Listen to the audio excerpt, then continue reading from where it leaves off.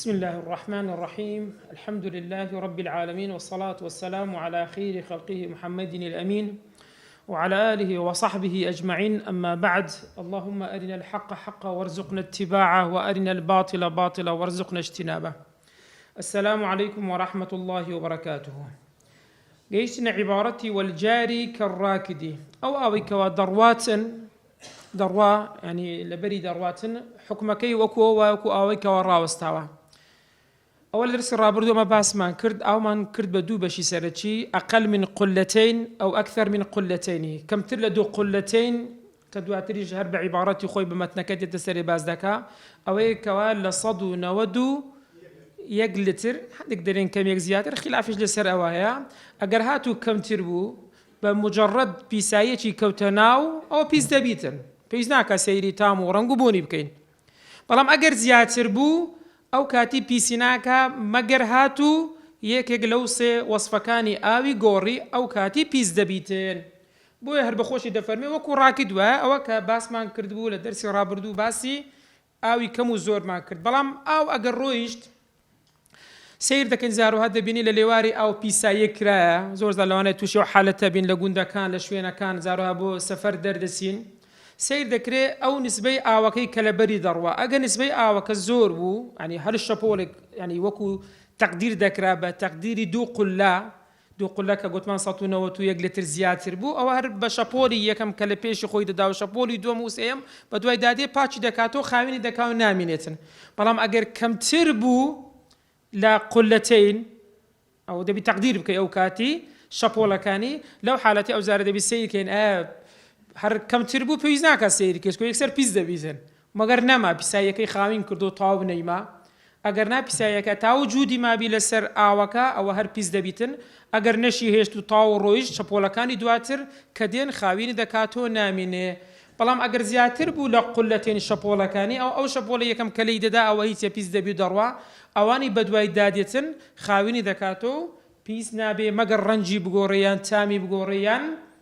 بونكي بغوردري أو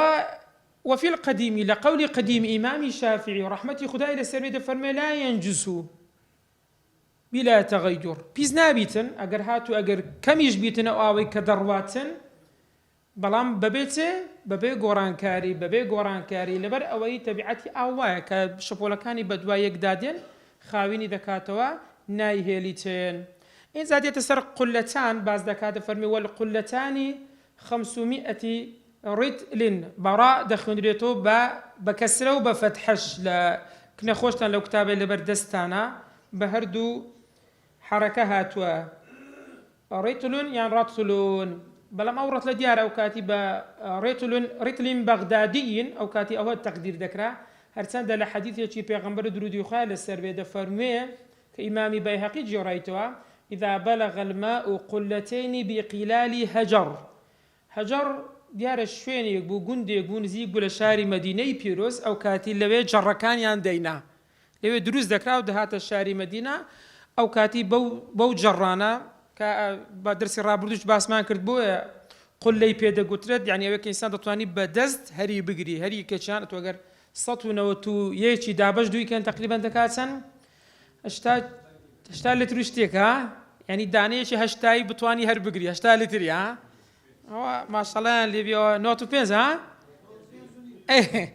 ديار اخواي قورا او قوتي بواندا توانا ان هبوي مروفي خوش من قديمه قربي سبتان بتمنى كان زاران ما شاء الله تجروا شي عجيب يعني هر قرتوا بالي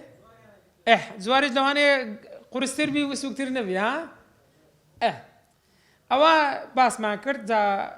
قلتان أو تقدير كي دكاتن بتقديري إساج ضلن تقريبا 150 غرام هرسا خلاف في لسر يعني حتى من عندك الرأي كتبي شافعين بينيوا عندك 150 شاندانا عندك 200 شاندانا يعني خلاف في لسر بويا بخوش تضلتن دريت تقريبا يعني بتقريبي داندرا وتنعطاني بري دبيتن إلا 150 غرام بيتن كوات أجر الرتليتي كم تربو يعني زياد تربو أو تقريبا تشيشنيا في الأصح لا أصح وقيل كي برانبر أصحش دبي تحديد به يعني نابي نكم تربي نزيات تربي وهذا فرما وإفراطا كواتە ئەوە حەزمەکەشمان زانی قولەتان چەندە. ئینجا دێنە سەر ئەوەی والتغير بمؤثر ئەگەر هاتووە ئاو گۆڕدرا بەڕام بە چ گۆڕدرا بە مؤثرێک شتێکەوە کاریگەری تێکرد ئەو شتە چ بوو بطاهرین پاک بوو ئەو نەجیسین یان چی بوو ئەوەی کە ئاوەکی گۆڕی پیس بوو. جا لێرە زانان دەفەرمون حسی بیتن ئەو مؤثرەکەیان تەقدیری بیتن. حسی ئەوەی کە تو بە چاوی خۆت دەیبینی بەس تەقدیری چۆنە تەقدیری ئەوەی تێ شتێکی پیسە بەڵام هەموو مواسەفاتی ئاوی هەیە بۆنی نیە تامی نیە ڕەنجی نیە ئەوەش کە نەجیساوە تەقدیر کراوە دەفەرمون هەمان کاریگەری لەسەر دەبیتن. ئەگەر هاتوو شتێک ئاوێکی گۆڕی کاریگەری لەسەر ئاوەکە بوو بە گۆڕین بە شتێکی پاک یان شتێکی پیس تەغەیور چی کرد چی گۆڕی تامی گۆڕی یان لەونی گۆڕی یان بۆنەکەی گۆڕی یەکێک لەو ئەوسافانە ئەو یعنی ناکرێت و هەرسێکی بگۆڕی یەکی گۆڕی تەواو ئەو ئاوە چ دەبیتن ئەو ئاوە پیس دەبیتن ئەو ئاوە پیس دەبیتن ئەگەر هاتوو یەکێک لەو شتانەی گۆڕی ئەوە زانایان کاتێککە باسی دەکەن ئەوەیە کە گەر هاتوو لە قولەتان زیاتر بی یعنی ئەگەر ئاو لە قولەتان زیاتر بوو شتێکی پاکی کەتە ناو یەکێک لەو ئەوسافە سەیانەی گۆڕی ئەوە ئاوەکەی چ لێ دەکا تهوریەت لەدەست دەدا بەس تاهیری هەردەمینێ تاهیڕە بەس متطهر نامێنێ بەڵام ئەگەر نەجیس بوو ئەوە هیچی نامێنێت نە تاهیڕە و نە متطهریش دەبیتێن. و هەروە کە دەرێ تەغەیورێکی مؤثر ئەو قەیدەچیە مؤثر کاریگەران ئەگەر تەغەیورێکی کەم بوو زۆر هەستی پێنێ دەکرا ئەوە ینی حسابی لەسەر نییە معفووە ئینشاءالله. و هەروەها ئەو گۆڕانکاری کە بە نەجیسیش ینی تەئثیرەکەی بە شتێکی پیس بوو ئەوە کاریگەری دەبیتن حتا وەکومە زۆر جار دەبینین لە لێواری ڕوارێکی گەورە هەیە نەک دوو قولە لەوانەیە 50 قولە ئاو بڕوا دەبینی حاشاکوم کەلەشێکی حیوانێکی تۆپی و لەوێ کەوتووە نزیکی ئاوەکەیە لەوانەیە هەر تێکەڵی ئاوەکە بیتن ئەوە ئەو شەپۆلی یەکەم کەلی دەدا دەوروبەری خۆی هەموو چ لێ دەکات خاوین دەکاتەوە ئەگەنا ئەوی تر بە دوای دادێ لەبەرەوەی بە حکمی ئەوەی ئاوەکە زۆرە تەقولەتان گەلێک زۆرترا بە هیچ نەوعێک ئاوی دوایوی کە لەوی تێپەڕ دەبیتن پیس نابی لەبەر ئەوەی حەجمی ئاوەکەی زۆرە والله ئەعلام. دێنە سەر بابەتێکی تر لە کتابی تەهارە کە دەخوێنرێتن پێی دەگوترێت باب الاجتهاد باب الاجتهاد لەوانەیە ئەو مستەڵەحە بەڕێک نوێوی ها یعنی تۆ دێ اجتهاد دەکەی ئەگەر هاتوو ئاوێکی پیس دەگەر ئاوێکی خاوێنت لە سەفەر لە شوێنێک لێ تێکەڵ بوو نەزانی کامەیان خاوینە کامەیان پیسە دەفەرمێ وەلەو اشتبه ئەگەر هەر یەکێک لە ئێمە لێمان تێک چوو اشتباهمان بۆ دروست بوو لە چێ اشتباهمان لە چرە دروست بوو ماء طاهر ئاوێکی پاک بە چێ بینەجیسین بە ئاوێکی پیس یعنی لەوێ بووین دەبینین دوو جەڕەمان پێ بوو یان دوو دەبە ئاومان پێ بوو دوو سەتلمان پێ بوو دوو شت بوو یان زیاتر یەکێکیان خاوین بوو ئەوی تریان پیس بوو بەڵام تو لەوێ لێت تێکەڵ بوو نەزانی کامە خاوینە کامە پیسە چ دەکەی لەو حالەتەی دەفەرمی ئەگەر وا ڕێک کە شتێکی ئەهوامان هاتە پێش ئیجتەهەدە دەبێت کەسەکە ئیجتیهاد بکاتن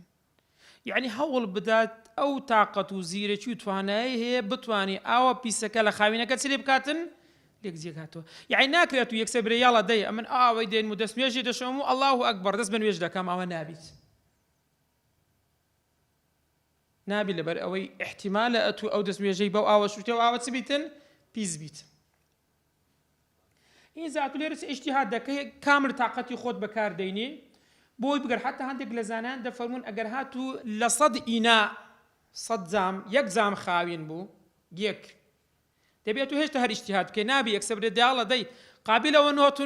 نۆتونەوەیەکەی تر نەبی نابیتن دەبێت ئیجتیهاد بکەی بگەڕی بزانی کامە خاوینە کامە پیسە ئینجا چ دەکەی وەتەطەهەڕە دەستنوێژ دەشۆی بە کامە بما ظن طهارته بەوەی کەوا چیە پاش ئەوەی کە ئیجتیهاد کە ئیجتیهاد ظنە بە ظنێکی بەرەو ڕاجح دەڕواتر ناگاتە یەقین بەو ظنەی کە تو پێگەیشتی ئەتو چ دەکەی بەوی دەستنوێژ دەشۆی زانایان دەفەرمون چۆن یعنی شڕەحی منهاجی ئیمامی نەووی هەندێک دەفەرمون بۆ نمونە ئەتو سەیر دەکەی ئەو دوو دەبە ئاوەیە کە چەند سەری کراوەتەوە ئەو احتیمالی چیە پیسبوونەکەیتی ها جاروەها دەبینی یەکە چەند ڕەنجی گۆڕایە دەبینی کە نزیک دەکەیتەوە بۆن دەکەیت یەکە چەند بۆنی لێدێ هەموو نیشانەی چیەکەوە ئەو دانەیان پیسە یان حاشاکم دەبینی یەکە چەند نزیکە لە لێوارێک سەگێک بەوێ داڕۆیشت بوو سەرەکەشی کراوە بوو احتیمالی هەیە ئەوە زیاتر چ بیتن ئەوە پیسبی بووە بە ئیجتیهادی خۆت هەوڵ دەدەی بزانی کامەیان پاکە ئەوەی بەکاردێنی ئەوەش کەوا پیسە ئەواز دێدەینی کەواتە لێرە وەتەطەهەرە بیما ظەنە تەهارەتەهو دەست نوێژ دەشوە بەوەی کەوا ظەنی وایە پاکە ئینجا وەقیلێکمان هەیە ئین قەدەرە عەلە طاهر بیەقین فەلا تۆ لەوێ دوو دەبەت هەیە ئەو دوو دەبە شەکت هەیە یەکیان خاوێنە یەکیان پیسە بەڵام لە هەمان کات سیارەت کەمێک دوورتر ڕاگرتەوە زیاتر کەسانەی لە دەستن خەریکی زراعەت و شتیوا دەبن دەبێت شێو چێشانە دەبن ها لەوێ دەبێکی خاوێنت هەیە بە تەئەکیدی لەو قیلە دەرێ پێویست ناکات و ئیجتیهاد بکەی بڕۆ دانەی سێم بینە یان لە لێواری ئاو ڕووبار نزیکی پێویست ناکات و لێرە بێت وەڵاهی من ئیجتیهاد دەکەم زانم کامەیان خاوێنە و کامەیان پیسە بڕۆ دەستمێژەکەی لە ڕووبارەکەی بشۆ لە کانیەکەی بشۆ لەو شوێنەی کەوا خاوینە بۆ دەفەرمێ وەقیلە ئین قەدەرە عەلە طاهر بەلام بیەقین ئەوە نابێت دیسان چونکە دیسان ظەنت لەوەی بوو دەبیسان دەبتۆ چێ دیسان دەستۆ ئیجتیهاد کەواتە ئەو کاتەی فەلا ئیجتیهاد ناکاتن ئەدی وەلئەعما دێکە کابرا کۆرە بوو دەرێ وەلئەعما کە بەسیر وەکوی ئیجتیهاد دەکا کە بەسیر یعنی وەکوی ئیجتیهاد دەکا ئەویش بە وەسایلتر بۆن دەکاتن هەست دەکا ئەوەیان سەری کراوەیە وەرگەڕاوە یان شتێک هەیە ئەوەندەی تاقەتی خۆی هەیە ئیجتیهادی خۆی دەکات و کامەی بۆ بەدەرکەوت ئەوی بەکاردێنیتن فی الئەظهار لە ڕەئی ئەظهەرە ئەوە هەر دەسیتن ئەو شتانی خۆی بەکار دەینیتن بەڵام لە ڕەئی ظاهر نا ئەو لە ئەظهەر ئیجتیهاد دەکات لە ڕەئی ظاهر ئیجتیهاد ناکاتن دەرێ یەکسەر لەبەرەوەی بۆ حوکمی ئەوە کۆرەیە چاوی نییە پێویست بە ئیجتیهاد ناکاتن ئەوە لە نێوان پیس و خاوێنی بەڵام ئەوەی کە پیسە بە ذاتی خۆی پیس نییە ها پیس کراوە ئەگە دەرسی ئەولاتر باسمان کرد نەجیس و نەجەس ها نەجەس گوتمان ئەوەیە کە بە ذاتی خۆی پیسە لەسەر ڕێی ئەوانەی کە جیاوازی دەکەن نەجیس ئەوەیە کە پیس کراوە ئەتو ئەو جارەی ئەو ئیشتەبەها لە نێوان چی ئەو جارەی ماءون و بەول تکڕەم ئاو دەگەر میز وەنیە ئیشتیبا لە مابینی ئەو دوو شتە دروست بوو لەوانەیە پرسیار بکرێ برێ باشە مامۆستا بۆ ئاو دەگەر میزی تێکەڵاو بوو ئاخر خۆ میز ینی ڕەنجی دیارە بۆنی دیارە زانایان چۆن لێرە باسی ئەوەی دەکەن دەفەرمێن کانت انقطعت رائحته بۆنی نەمایە ماوەیە کە دانراوە ڕەنگەکەی کاڵ بووی تۆ تەواو یان هەز دەکەی بۆنی نەمایە لەو حالەتە یەکتشیان حەشاکم میزە ئەوی تریان ئاوە لەو مابینی چی دەکەیت و دەفەرمێن لەم یەجتهید فیهما ئیجتیهاد ناکاوە على الصحيح لەسەر ڕەئی صحیح نایکات لەبەر چێت کە دەفەرمن بەول لا ئەصل له في التطهير بەول بە هیچ نەوعێکی ئەساڵەتی پاچی نییە بەل چ دەکاتن یوخڵەتان تێکەڵیان دەکا باشە لەوانەیە پرسیار بکەی بۆ تێکەڵیان دەکا چکە تو نابی نوێژێ بکەی لە هەمان کات ئاوێکی چیشە بیت کەسا دەبی تەیەموم بکەی وەنیا نابێت و لە کاتێک تەیەموم بکەی و ئاوێک هەبیتن خاوین بی وەنیا کە تو تێکەڵ دەکەی بە یەقینەن ئاوی خاوین نەما بەل یەخڵوتانی تێکەری یەکتریان دەکا ثم یەتەیەمەم پاشان تەیەموم دەکا ئینجا دەفەرمێ وەیوسەلی بلا ئیعادە نوێژەکەی خۆی دەکا و ئیعادەش ناکاتەوە نەوەک ئەتو پێشی ئەوەی تێکەڵیان بکەیت و بچیت نوێژەکەی بکەی ئەگەر وات کرد هێشتا ظەنێک هەبوو کەوا یەکێک لەو ئەوانە چیە پاکە لە کاتی بوونی ئاو بە هیچ شێوازێک نابی ئینسان تەیەموم بکاتن ئەو جارەی نمونەیەکی تر ئیشتەبەه عەلەیه ماءون و ماء الوەردی ئاو لەگەر ئاوی گوڵاو بەس گوڵاوەکە بۆنی نەمابوو کەواتە ڕەنگ یەک ڕەنگن ئەگەر تامیشیانکەی لەوانەیە ئەوی بۆن گوڵەکە احتیمالە کەمێک تار بیا بەگە زۆر مابێ لەوانێ تامەکەشی نەمابیتن ڕەنگەکەشی نەماوە تێکەڵ دەبیتن لە حالەتەی ئەو کاتەی چ دەکەی ئەگەر شتێکی وات بۆ ڕوویدا دەفەرمێت تەوەضەئە بكل مرة يعني تذكي تبيتشان ئاوی پاکە یەکێکیان گوڵاوە بەس بوونی نەماوە نازانێ ئاوە نازانێ سەوە اشتیباه لێ تێکەڵ بووە نییە چکە هیچ وەسفێکیان نەماوە چ دەکەی لەو حاڵەتەی جارێک دەسوێش بەوەی دەشۆی جارێکیان پێی دوام پاشە بۆ تێکەڵی نەکەین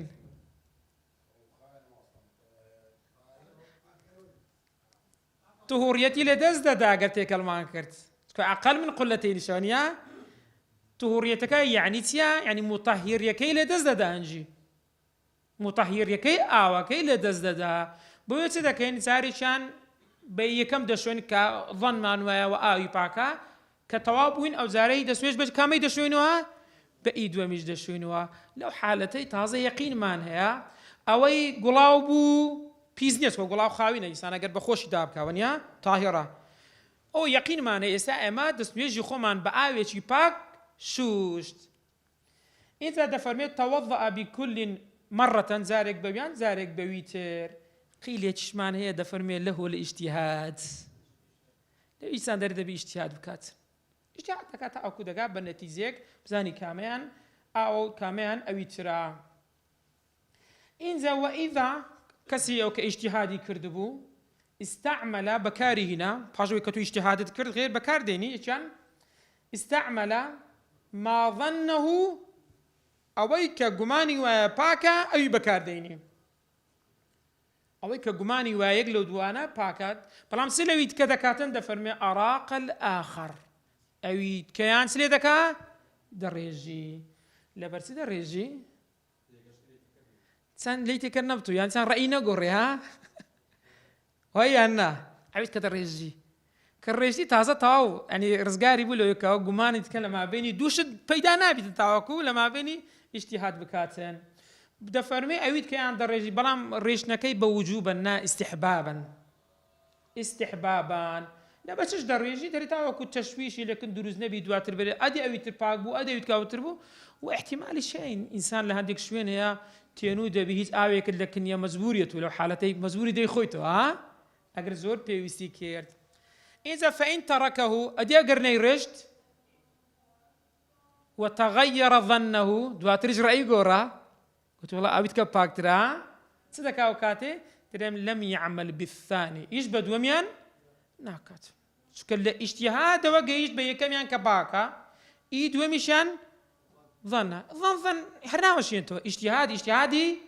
هرناوش ينتو تازة شكل دومشان يقينيا كواتا دوم ناطن يكم هرنا وشنتو لئلا ينقض الاجتهاد بالاجتهاد كواتا تدكا أوكاتي بل يتيمم دكاتو ويصلي ويجي خوش دكا بلا إعادة في الأصح رأي أصح أو تيمم دكا ويجي خوي دكا وإعادة ناكاتو لبرتي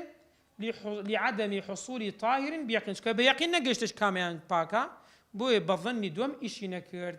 أولا الصح هذه الرأي مقابل الصحيح معناها الصحيح معناها الصحيح دفرمي يعيد تبين وجهكي بكاته ولا بر أو دسم وجهك كشوش بو أوي ظن بو يقين نبو إذا قيشين السر أوي ولو أخبره بتنجسه مقبول الرواية كسيك هاتلات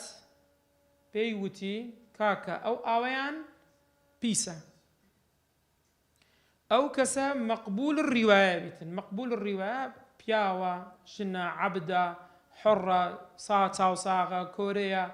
بلام نابي فاسق بي نابي مجنون بي ونابي مجهولش بالنزاني وكابرايات شيو تسني ونيا تبي مقبول الرواية بيتن أو كسا هروها الصبي غير مميز جنبيتن شكون دار نازاني وكاتي ونيا ليش كان جاب كاتوا تبي مقبول الرواية وهروها تشبكا وبينت سبب كشف دريكاكا أو بيسا لبر أو بيسا هي كتوانها أو يانا قرهاتو كان فقيها أو كسيكهات بيغوتيكاكا أو بيسا شهرزابو بأحكام طهارة ونجاسة موافق بو لبو چه لبو تو كخبري بتو ده موافقي تو بو لمذهبي تو إسا الشافعي مذهبين موافقي ما بيتن لتسه لمذهبها چکە لەبەر ئەوەی هەندێک شت هەیە لەکنەمە پیسا لە مەذهەبیتر لەوانەیە پیس نەبی، لەکنەوان پیسە لەوانەیە لەکنەما پیس نەبیتن. بۆیە دەفەرمێ ئەو کانە فەقیها موافقا، موافق بی لەبۆ چێ؟ للمخبر في مذهبه في ذلك، حتى دەرێ ئەگەر سەبەبەکەشی لۆ ڕوون نەکردیوە، مادام موافق تا شارەزایە لە ئەحکامی تەهارە و نەجاسە، موافقی مذهبی تووشە،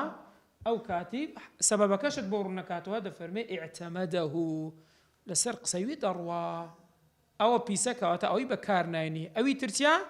دەبێتە خاوینەکە. ئەوە مەسەلەی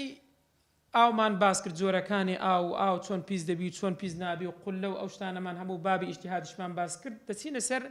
بابەتێش کە پێی دەگوترێت باب الأواني، ئانی یعنی ئەو جام و ئەو شتانەی کەوا بەکار دێتن بۆ نان خواردن بیان بۆ هەر شتێکی تر، خواردن و خواردنەوە. دەفەرمێ وەیەحل حەلالە استعمال و بەکارهێنانی یان هەرگرتن. نەتوجار وها دەبینی جامێکی جوان هەیە لە ماڵ بەکاری نێنی، بەڵام بۆ جوانی هەری دەگری وەنیا لە ماڵ دایدەنێت، دەتوانی ئەوەی بەکار بینی یان هەڵی بگری كل إناء، هەر ئینائێک، ئینا جەمع ئانیە، ئانی یعنی جام، هەر جامێک بیتن، بەڵام ئەو جامە چ بیتن؟ طاهرن، دەبی پاک بیتن، من حيث كونه طاهرا في الطهارة. لبروي پیغمبر صلى الله عليه وسلم لحديث مانه كوا ل قربيچان بوينا و قرب لجرد دروس کرابو دسميجي پێشوشت یان دارێک بوو ئیناکە لە دار دروست کرابوو کە دار خاوینە دروست کرابوو بە هەمان شێت بەردیش ئەگەر هات و خاوین بوو دەکرێتن ئەگەر ئاوی توانترا ئاوی تێ نەقل بکرێتن بەکاردێتن. بەڵام زانان دەفەرمون جلدی ئادەمی ئەوە هەر بە هیچ نەوعێک جائز نییە، مرۆڤ بیجلدەکە ڕێک بنەدرا، و هەروەها ئەو شتا گەر زانیت مەغزوب بی، یعنی دەستی بەسەردا گیراو بی، ئەوەش بە هەمان شت دەفەرمون ناکرێت و دەستنوێژ بەمانە بشۆیت. هەرچەند داوانە لە ذاتی خۆیان پاکن، بەڵام کە ڕێلی گیراوە حرامەکەی لەشتیا لە شتێکی ترەکەوە غەسب کراوە، کەواتە هەر ئینائێک کەوا پاک بی دەتانی بەکاربینی تەنها چ نەبی ئیلا ذهبا وفضة، إلا زير زيو، فيحرم كات حرام استعماله حتى لبو بياوبي لبو جنبيتن أو آنيها نق زيري حلي زواني أفرد نالين شكو أفردي جائزة زير لبربكا بو بياو جائز نيا. أما باسي دكين جامو أوشتاني كوكو أنا جاما منزلها كتلية هرش ديك بيتن لوشتانا لسر بياو بيانش بيا أو ديارة بيغمبر درودي خواه لسبيل الحديث متفقون عليه تفرمي لا تشربوا في آنية الذهب والفضة ولا تأكلوا في صحافهما، لآنية كوازير زيو بيتن تي مخونوا وهروها مشخونوا لو قاباني كبهمان شد كلوان دروس كراوا كواتا ليرة بنها زيرو زيو آنية نابي بكار بيني حلال نيا. باشا دي اگر زارو هدبيني كتليك مان هي دولكيك مان هي سطليك مان هي ها شقيتي تيبوا بزير احتمال يستاون من انا توزق زحمت من زير زور قرانا كزناتاني بتي او زيري كايان بزير تساتشي كاتوا فلام روزگارك ديارا واو كوا زور هرزام وا دري وكذا يحرم اتخاذه او استعمالك قلت مان زائزني ادي هرقرتني لمال داناني بها ما نشد حرامه اوش حرامه لبرتي كنت احتمال الرجل زار ايشت بيد بي بيست ديني قاري كاري ديني اول الراي اصح ناكري اتو لبروي احتمال هي بكاري بيني كوات الراي الصحيحه لا يحرم حرام نيا. هروها ادي اقر بينا بكريتن تفرمي ويحل المموه في الأصح حلالا بينا بكيت بلام لتصل الرأي أصح زا آية تونية أو زيرا عندك دفرمونا قرهاتو تواندرا بتاوين دريتو شتيتشي لي دروس كرا يعني شتي وكو زير دا برين بازني هر شتيك لوشتاني دفرمون أو زورا نابتن بەڵام ئەگەر کەمتر بوو لەوانە تەنها پینەیەکی کچکە و شوێنێکی هاکەذایی بوو دەکرێت ئەتوو پێی پینە بکەیت. جا وەکو پینەکردن چاکردنەوە یان ئاوزێرکردن ممەوە چکە ئەوەیە کە ئینسان بە زێر دەتانی ئەویش بکەیت. لو حالتي حلالة تبون ونقر أو زر يعني كم يكرابو يعني ساكرابو يجوز استعماله في الأصح أو الرأي أصح مو هكاش يعني مقدارك كما زورنيا وكو كنبيت ولا رأي دومي صحيحش تري حرامة لبر أو التكبري تدا دلش كاندني هجارشي تدا لرأي بران بركي هروها ويحل الإناء النفيس شتي جران بها هر زامي شي جران بها بي من غير نقدين هروها زيرو زيو نبي وكوتيك ياقوت تكري ياقوت إنسان حلال بوي بكاري بيني تاني يعني يحل استعماله واتخاذه هم بكاري بيني هم دتواني هل شي بقي لمار دايبني في الأظهر إلى رأي أظهار چونك احتمال بري باشا ياقوت دواني جرانتر بلا زير يا صدقين دليل لأنه لم يرد فيه نهي حديثي بيغمبر درود يقال السر بلا سر نيا إنزا وما ضبب أو كبينة كراوة أو يسروا قطمان يعني تون طليق يعني أو زير كراو أو ها أدي أجر هاتو بينة كرا بزير أو في الضيان بزيو زوا أقاد دار بن بريزان كبيرة بينة كراوة كجوربيتن بلام لبتس بينة كرا لزينة بوجواني أو حكمة كيسيا تفرمي حرامة أجر هاتو بينة كرابو لبو جواني حرامة أو صغيرة بينة كرابو بلام بينة كيتسبو كتسكبو بقدر الحاجة بيسي بيبو بديلي بي بيدانا بو هستا بزيرتي ليكرت بيني كريان بزيو فلا أو حرام يا كواتا اللي ركامي حرام بو أوي قورة أوي كسكا حرام يا بلام أو زاردري أو صغيرة ولكن دري لزينة هادي أقر كتسكبو بلام لبو جواني بو لبو حاجة نبو أو كبيرة قوربو بلام لحاجة بو بيويسي بو دري جاز في الأصح يعني أقر كمبو لبو جوانيش بي ري بيدرايا أقر زور بو بلام لبو حاجة بيويسي بيبو بيني بيبكيت أوجد زائزة لسر رأي أصح كواتا رأي دوما كيتيا كان للصحيحة حراما نابي بكاري بيني وهروها وضبة موضع الاستعمال كغيره في الأصح تو آنية كت هي دبين لولكي أو شويني كآوي بي تيدكريان بيدا خدريتوا كشفة الإناء أو موضوع استعمال بيدا قتري كغيره وكو غير خويا دين سيري دكين لبو زينيا لبو بيويسيا كتسكيا قوريا همان حكمي بيشوي بسرداديتن بلام أليرا في الأصح يعني تي أود دكري إنسان بكاري بيني رأي دومي كصحيحة كيا أو يحرم إناؤها مطلقا لمباشرتها بالاستعمال بلام إمام النووي ليرى الرأي خويه لكتايد فرمي قلت المذهب مذهبي إمام الشافعي رحمة خالبي تحريم إناء هر إنائك هر زامك ضبة الذهب بنكرة وببتكرة بتن بزير مطلقا بمطلقي حرامة والله أعلم كأتا بزيو شيشيني بلام بزير حرامة بلام بزيويش دبي بتشينو سروي بيشتر تسيري دي كم زور بو جوانية يام بو بيويستيا آقا دار من باشا بريزان سپاس بخواهی گەورە أو كتاب الطهارة من تاو کرد دين السرباب أسباب الحدث سبب ديالو تعريفي سبب أو كدرسي رابردو باس مان كرد تعريفي سبب وحدثش مان باس كرد هر كاتك كجيمان لحدث ذبي عند الإطلاق غالبا هو الأصغر يعني بيدست ميجي سكو حدثي أكبر مانيا أصغرش مانيا بس كجيمان لبو غالبا سيا أصغرك يا أسباب حدث فرمي هي 4 تسار الشت هي دسنويج دسشيني أحدها يقلوانا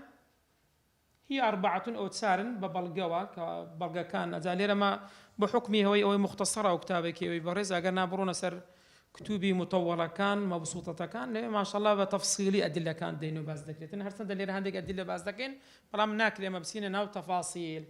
كواتوي كدسميش دشتيني تسندن سوار داننا أو اشتانش كدشتينن دفرمي علي نقض بها غير معقولة المعنى يعني نازاين لبرتسيا لما ذهب شافي كسيك دستي با عفرتك كوت دسميش دشتي الناس شيء دشتيت باش أو عفرتك لها ما كانت أجر هاتو أمرض زين يعني تيا إيكشي بمو يعني وكو عفرت وابو أجر دست لدستي ودا دسميش دشتي إيجا قياس بدبي بشتي ونيا بلام أو معقولة المعنى تنازع يعني لبرتسوا نازع يعني أو تصارشتانا كإستادي بازكي قياس لسروي ناكري بشتيتر أحدها يقلوشتانا الأسباب خروج شيء درسون يشتك تسعين بي يعني كبتساو ببندري يعني بونيك بي ريح بي باق بي بيز بي وشك بي تربية معتاد ويك إنسان حاشاكم من لبيشو ميزة لدواوا بيسايا ونيا أو معتاد ويا أو دوش تدردتسن يعني نادر بي احتمالا كرميك بي يعني خوين بي حرشتك بي دربتيتن تبا طوعا بي لخوتو دربتي يعني كرهن بإكراهش بيت دري أو هرها مويتيا تفرمي من قبوله لبيشوي بلام لبوشي للمتوضئ كسي كتسميجي بيا كتسميجي نبي شيء ها نفس شيء دبي متوضئ بي كابرا يعني دبي تسميجي هبيتن أو تسميجي كيت ليدي دشتين هروا هذا فرمي الحي زندوس كاتم مردو أجر الشوردرا برين بايك درتسو لو لا شيء تفرمون أوا دسميجي ناس شيتين دواتر إن شاء الله زيادة دين السريع كواتا يكم شيت ولا بيش وجد طوما نكرديا أو خروج شيء من دبوره لدواوه فهماشت كامرات دسميجي هبيتو بلغا ما نسي سر أوي خواي جورا للسوري نسالاتي تلوسيدة فرمي أو جاء أحد منكم من الغائط غائط يعني شوينك بقى لو وقت وعدد وابو مكان يعني نزم تربون ضولبونا لبيش ساوي خلق دوربون جار نبو أو هابو أو بيد قتري غائط دري المكان المطمئن من الأرض تقضى فيه الحاجة خلق دسولة حاجة يخوي جيب زي تكيرت باشا استثناء دفرمي إلا المني مني دسمي جناش شني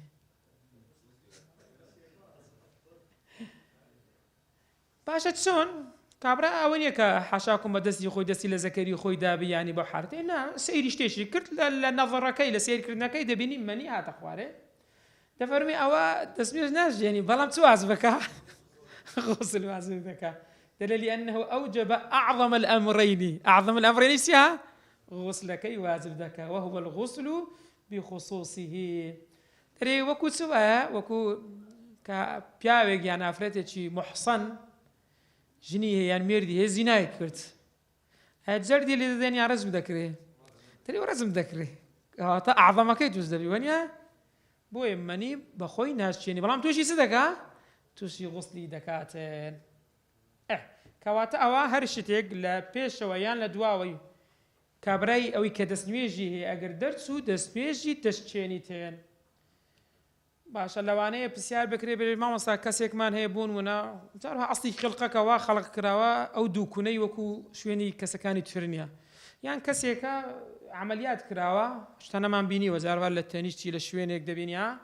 شويني تي صنديق تي بو دكريتنا دزا بو ين حاشاكم تكرم بو ميزة ين دبيني بو بيسايا بزاني حكمي أو كسيت سونادي إخوة قبول دبورنا ما استوانيا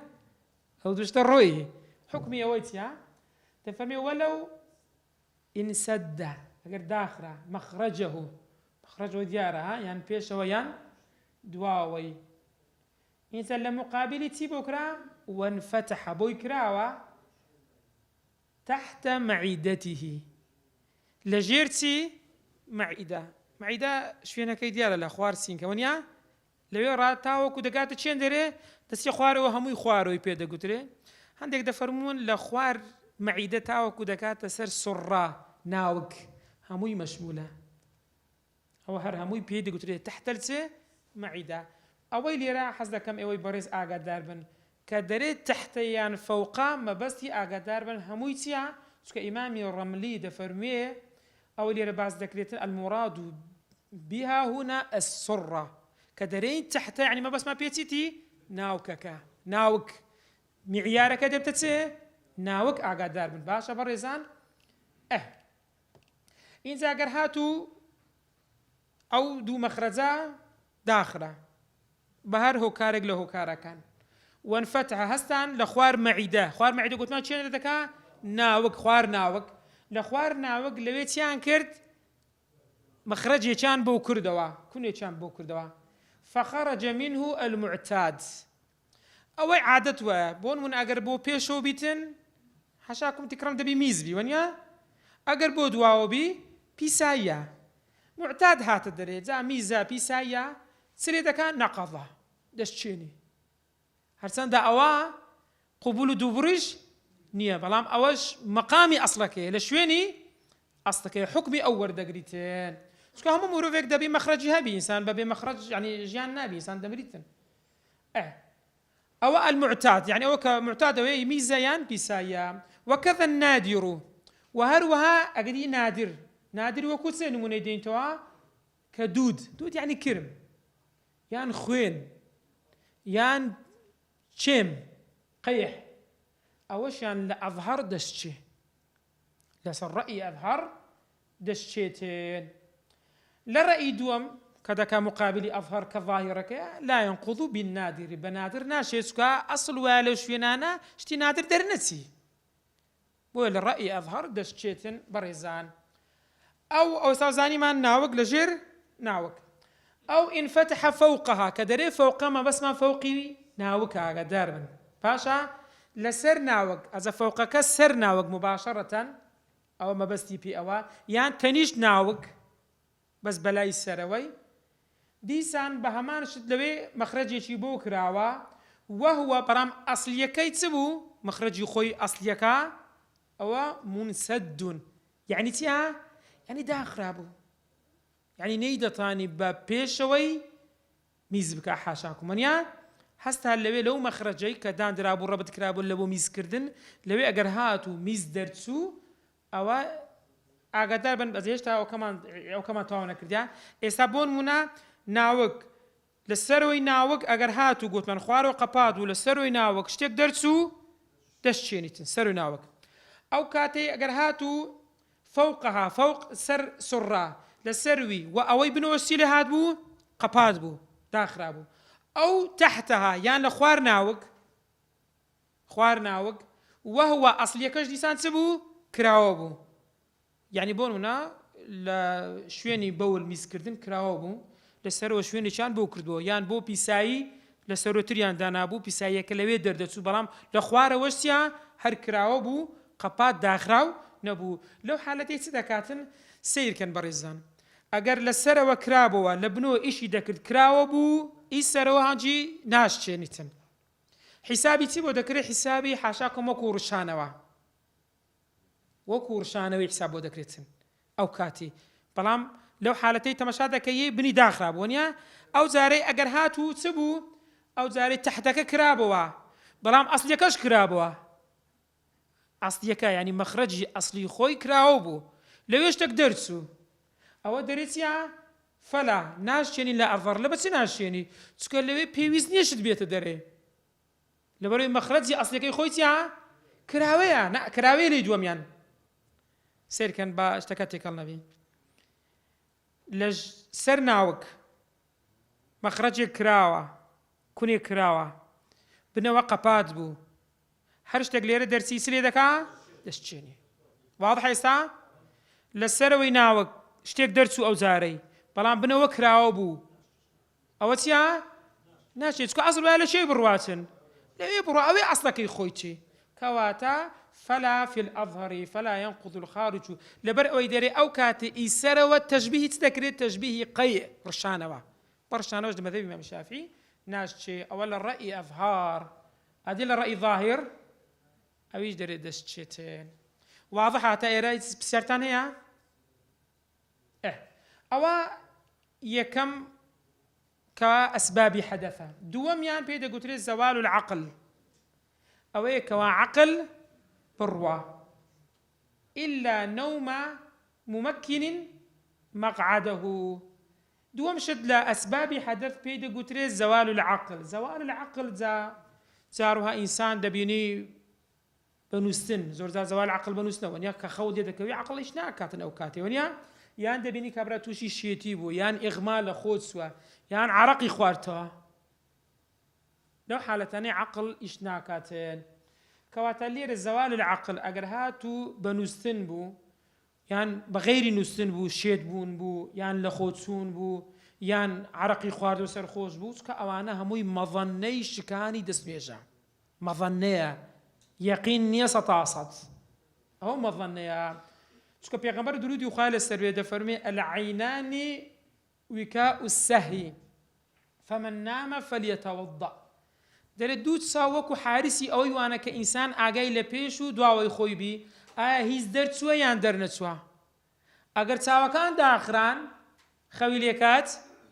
ئەو حارسە نامێنێ کەواتە کە خەوت لێکات دەستنوێژ دەستچێتن. ئەوە کینایەتە ئاگادار بن. باشە بۆ دەرێت زەوال العەقل قەیدی زەوال العەقلی بەچی هینایە؟ نوعاس. نوعاسیە بۆرژین بۆرژان دەرێ بۆرژان عادەتی وایە جێی لە قسەی کەسەکان دەبی بەڵام نازانی باسییان کرد ئەوە دەستێژ ناشێنێ چکۆ زەوالی عەقل نییە ئاگادار بن. باشە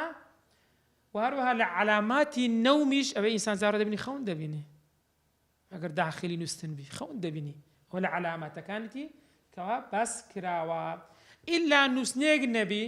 ئەو نووسنە ممکن بیتن هەنی کابرا نووسنە بەس بە دانیشتن دانیشتۆ و خەوی لێکەوتووە ممکنن مەقعدەه عیب نەبی کۆمی خۆی لەگەر زەوی قەپات بکە یان لەسەر هەر شتێک دابنێتن کەوا ببێتە هۆی ئەوەی کەوا ڕێ بگری هیچ شتێک دەربچی تەنها ئەوە نەبیتن ئەوە ئەو نەومە دەستنوێژی ناشێنی ئاگادار بن. باشە بەڕێزان چکە لەو حالەتەی ئینسان وەکو قەپاتکردنێکە دادەخرێتن ناشێتن. حتا هەندێک نمونە دەینەوە دەفەرمی ئەگەر کەسێک پاڵی دابەوە دانیش بوو دانیشتێکی کامل خۆی تاو دەگەر زەوی کردووە یەک پشتی خۆی بە دیوار دابوو بەڵام تەنیشت نەکا ها چکەوە احتیمالی ئەوەی هەیەکەوە شتێک دەربچیتن بۆیە دەبی تاو مەقعدەکەی خۆی تاوەخاتن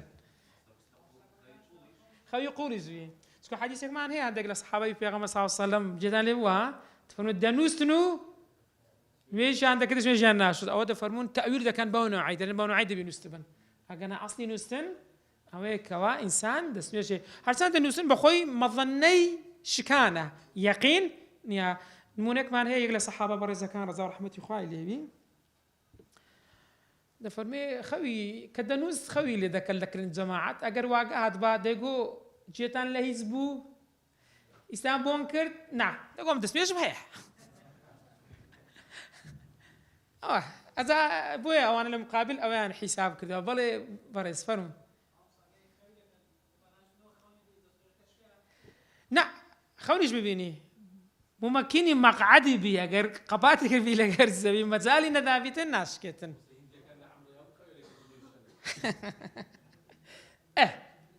بەس ئەوە دووەمیان سێمیان التقاء بەشرەتەی الرەجل والمەرأە پێگەیشتنی بەشرە سەرەوەی پیست پێی دەگوترێت بەشرە پێگەیشتنی پیستی پیاو بە پیستی ئافراد. الثالث ئەوە دیارە چکە پێغەمبەر درودی خوای گەورە ببورن لە سوورەی نیسا لە ئاەتی 43 دەفەرمێ ئەو لامەستم النساء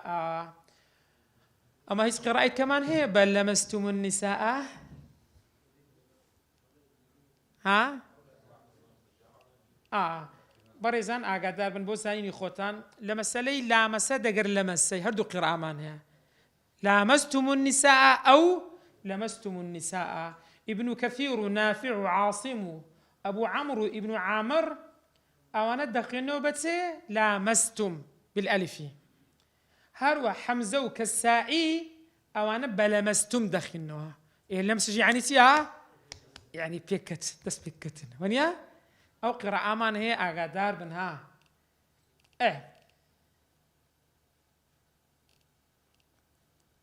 ئەوە مەسەلەی لەمس. هەروەها ئاگادار بن بەڕێزان ئەو ئاەتە ئەو لامەستوم النساء عەطف کرایە لەسەر چی؟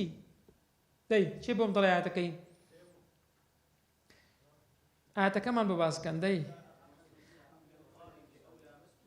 وەنیە دواتر سەرێ مان فتەیەمەموا دەفەرمێن و هەروەها عەطفی لەمسیش لەسەر مەجیء کرایە لە غائط وەنیە بۆی ئەوەش مەبەستی دەرێ پێ دەستنوێژە. هەروەها لە دوای وەش ئەگەر ئاو نەبوو دەرێت چ بکە؟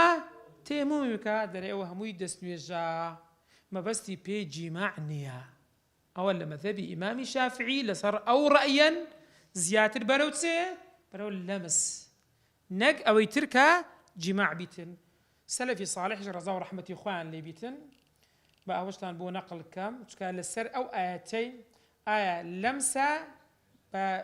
لەمسی دەست دێ یان لامەسە مەبەستی پێ جیماعە. ڕەئی یەکەم دەرێ مەبەستی پێ جیماعە ئەوە قەولی عەلی کوڕی ئەبی طالیب ڕەزای خوای لێبی، ئیبن عەباس ڕەزای خوای لێبی، ئەلحەسەن ئەلبەسری تابعیە ڕەزای خوای لێبی، قەتادە و مجاهید هەردووشیان تابعینە ئەوانە دەن مەبەستی پێ جیماعە. ئادی قەولی دوم کە دەرێ مولامەسە مەبەستی پێ لێدانی دەستا دەفەرمێ قەولی ئیبن مەسعودە ڕەزای خوای لێبی، ئیبن عومەرە، عوبەیدەیە، نەخەعیە، شەعبیە، عەطاءە، ئیبن سیرینە، ئیمامی شافعیش ئەو بەڕێزانەش دەفەرمون مەبەستی پێ لەمسە کەواتە دەفەرمون دەستنوێژ دەستچێ. ئەو حادیثەی ماعزیش کەوا هاتە لای پێغەمبەر صلی الله علیه وسلم گوتی من خراپەم کردووە زینام کردووە حەدم لێ دەرکە پێغەمبەر صلی الله علیه وسلم چی فەرمووی؟ فەرمووی لەعەلەکە لەمەستە یان دەستت لێ دابی ها. ئەوە لێرە بۆی ئاگادار بن بەڕێزان باشە. کەواتە لێرە بە مولامەسە کەواتە دەستچێتن. جا لە مەذهبی ئیمامی شافعی ئاگادار بن فەرق ناکە بە شەهوە بی، بە ئیکراه بی، نسیان بیتن، بە هەر نەوعێک بیتن هەموو لەمسێک دەستچێ ئاگادار بن بەڕێزان باشە.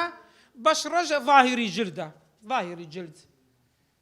بەڵام ئەگەر هاتوو حائلێک هەبوو حائل زانین چیە؟ قماشێک بی شتێک بێ هەوانە دەفەرمون لەو حالەتەی ئەوە ناشچی ئەگەر حائل هەبوو ئیلا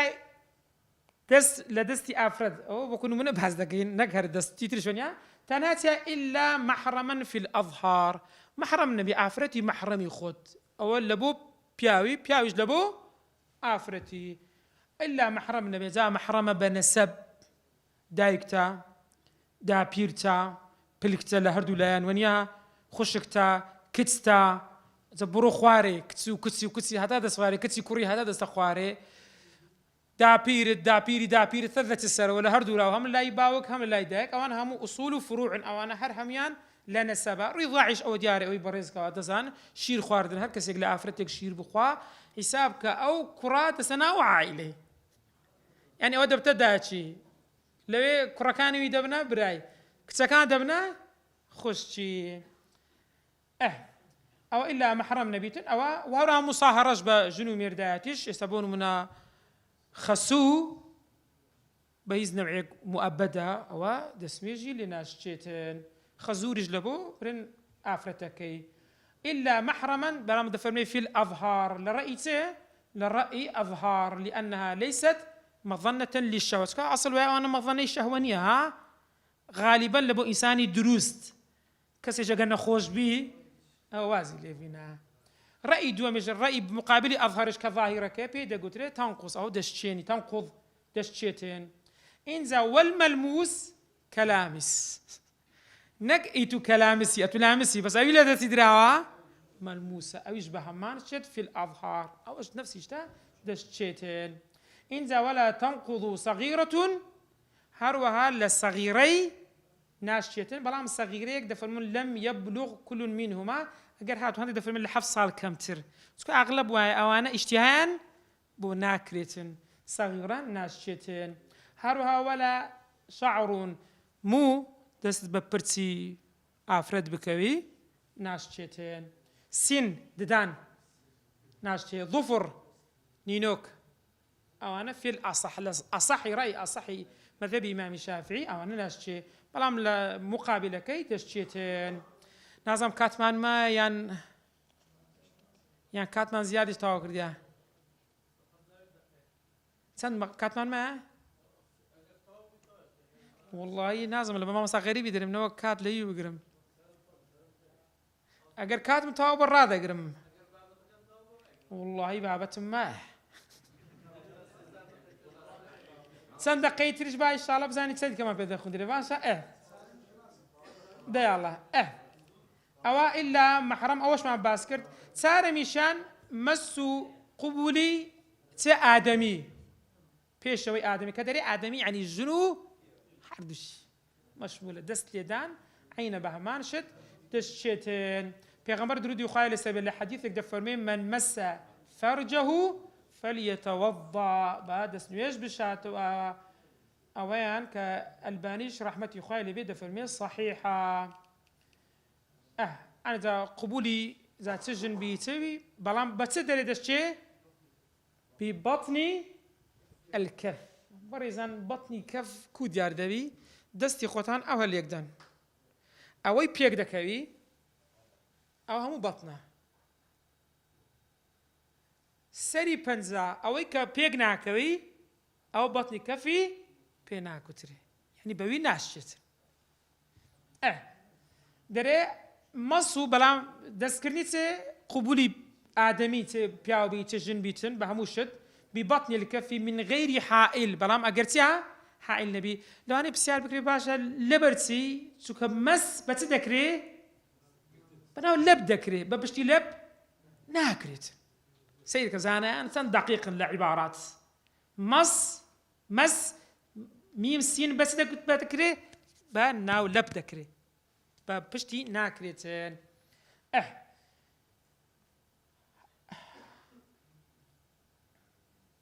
وفرمودش كش هي كأواني دفرمون هكسي قردسي بدسي بذكري كود لحد سيك مان هي دفرمت ناس دسميج ناشي ونيا هل هو إلا بضعة منك إلا أوش بارتي كان دامك لا عندما كان يخد ديار المذهب الشافعي أو ها يعني توجيه كلا درين كاكا ابن حبان دفرمي أو منسوخ لك نبيان كواتا أو كثابتا كخدمانه أو ناسخي أو زانيش مان كوا ناو لبي دست باس مان كرد وكذا في الجديد هروا للرأي جديد حلقة دبوره حلقي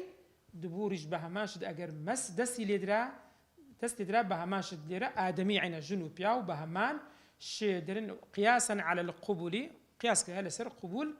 أو لتي في الجديد لا قديمي رأي قديم من الشافعي ناس شيتن لبروي أصلا دفرمت تلذذ بوي ناكريتن برام لا فرج بهيما فرجي بهيمي بهيما كلا يتكلم كحشاكم حيوان ونيا طيرج بهمانشد تفرمي أوانا أجر هاتو مسيجبون أوانا ناس شينيتن إنزا وينقض فرج الميت والصغير حتى وينقض دشنيش دشيني دس ديدان لفرج ميت مردار مردو ببورن صغير هروها كتسكا هروها محل الجب جب أويك ذكر برابط نمابي شوينكي بهمان الشيد وهروها والذكر الأشل أو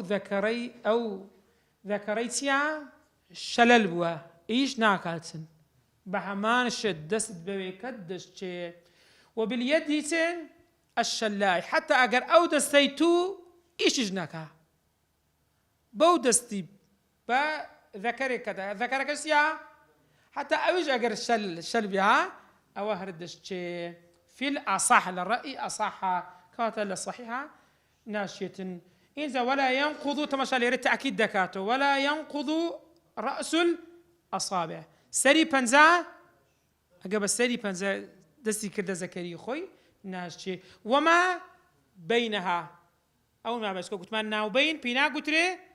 كف بينا قتري كاف إنزا أو بهمان الشيت بالي الراب وسين إن شاء الله زيادة رشكا وبابتي ترمان بابتي شي سرب خويا وصلى الله على سيدنا محمد وعلى آله وصحبه وسلم